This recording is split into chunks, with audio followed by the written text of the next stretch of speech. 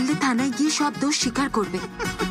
Superstar Shakib খানের বহুল আলোচিত সিনেমা দরদ মুক্তি পাওয়ার পর প্রথম দিনে ভাই কত টাকা আয় করলো সেই অ্যামাউন্টটা জানলে আপনার মাথা ঘুরে। আসসালামু আলাইকুম প্রিয় দর্শক, আপনাদের মাঝে খুবই একটি গুরুত্বপূর্ণ ভিডিও নিয়ে হাজির হয়েছি। সকল দর্শককে অনুরোধ থাকবে এই ভিডিও দেখার জন্য।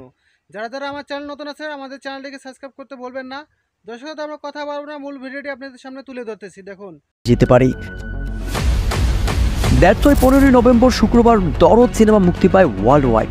আর বাংলাদেশে ভাই যেন ঈদের আমেজ লেগে গিয়েছে দরদ সিনেমা মুক্তি পাওয়ার পর। বাংলাদেশের স্বনামধন্য প্রতিটি হলে এবং দেশের সর্বমোট 100টিরও বেশি হলে ঈদ উদযাপনের মতো হাউসফুল সিনেমা হচ্ছে দরদ সিনেমা। দুপুর থেকে সন্ধ্যা পর্যন্ত অপেক্ষা করেও দর্শকরা টিকিট পাচ্ছে না। আই হোপ ভাই এই সেম সিন ক্রিয়েট হয় সবসময় শাকিব খানের সিনেমাতে। কিন্তু এত কিছুর পরেও, এত আলোচনার পরেও কত টাকা আয় করলো সুপারস্টার শাকিব খানের দরদ সিনেমা?